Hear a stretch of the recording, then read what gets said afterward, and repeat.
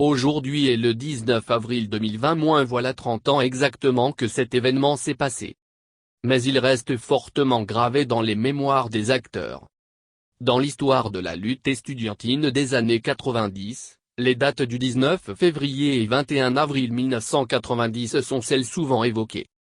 Mais le 19 avril 1990 est une date à retenir pour nous jeunes militants à l'époque, ayant fait face à une redoutable machine à répression que nous avons vaincue par notre enthousiasme, notre générosité, notre insouciance, mais surtout par notre détermination et notre engagement sur la base de la conviction. Le 19 février 1990 marque le début de la contestation estudiantine à la cité universitaire de Yopougon. Le 07 avril, les écoles et l'université ont été fermées. Mais avant le 21 avril, date de naissance de la FESI, cet événement s'est déroulé jeudi 19 avril 1990 entre 10h et 20h30. Nous étions en pleine année blanche. Les écoles et l'université étaient fermées depuis le 07 avril sur l'ensemble du territoire national. Les cités universitaires l'étaient également.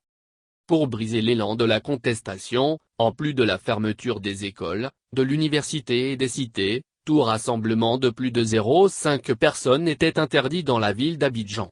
Même aux arrêts de bus, des policiers intervenaient pour vous écouter ou vous demandaient de garder la distance les uns des autres. Nulle part, aucune possibilité de réunion. Nous avions dû inventer des stratégies des plus élaborées pour nous retrouver, de façon tournante, dans les quartiers d'Abidjan. Et ça marchait très bien. Le jeudi 19 avril 1990, un fait insolite se produisit. Nous sommes contactés par les cadres de l'Ouest pour étudier les conditions de notre présence aux obsèques de l'élève Kpea Demain Edouard.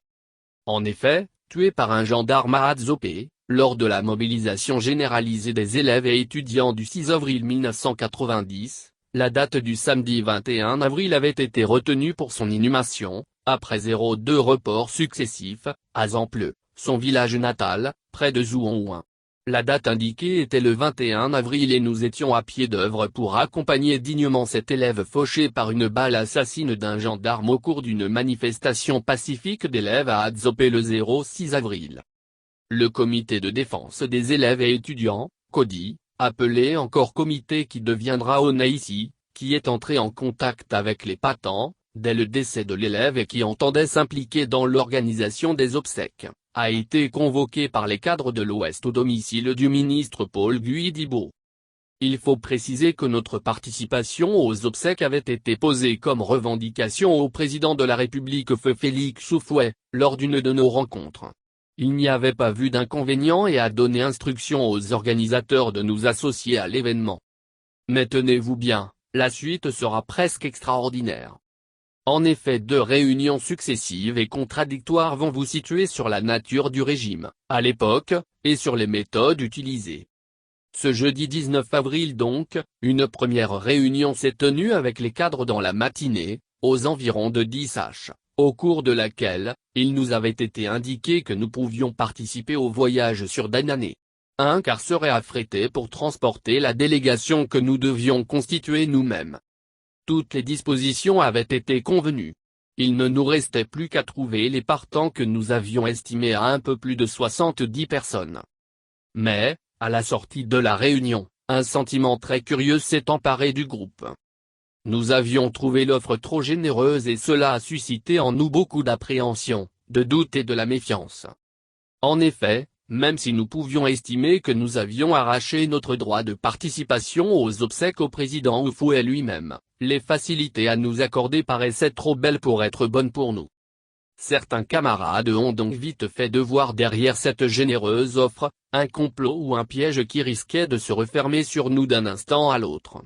Soit une attaque meurtrière contre notre car en route pour Danané, soit une arrestation d'ensemble, voire un empoisonnement une fois sur les lieux.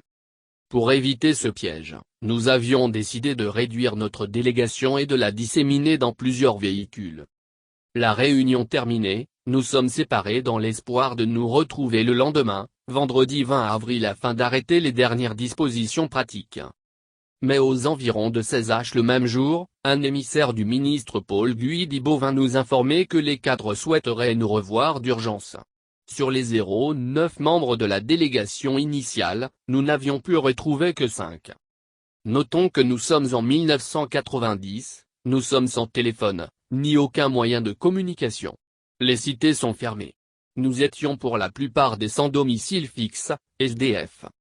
Nous nous déplacions, avec dans nos sacs à main, ou nos chers blousons, tout le nécessaire de toilette et autres, soit pour passer la nuit où elle nous trouve, soit pour aller en prison, en cas d'arrestation collective ou individuelle.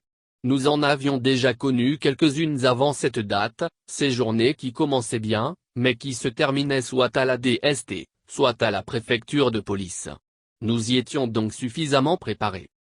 Mais nous étions sans aucun moyen de communication ordinaire. Mais admirez tout de même conséquemment notre capacité à nous mobiliser. On en arrive à se poser les questions aujourd'hui encore.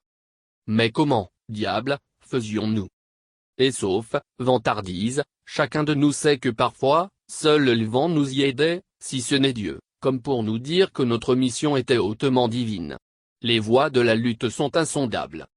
Comment pour toute chose qui se passe dans une cité universitaire, l'information parvient à toutes les autres, en même temps, et rapidement, comme si c'était par appel téléphonique ou des messages. Très souvent, avant même que nos missions n'arrivent, tout était déjà su. L'information était totalement passée. Comment apprenait-on ces enlèvements nocturnes sans aucun témoin? Comment étions-nous informés de toutes ces choses qui arrivaient aux étudiants, parfois hors des cités? Bref, nous sommes chez le doyen Paul Guidibo, pour la deuxième réunion de la journée, avec les cadres, qui va tout changer.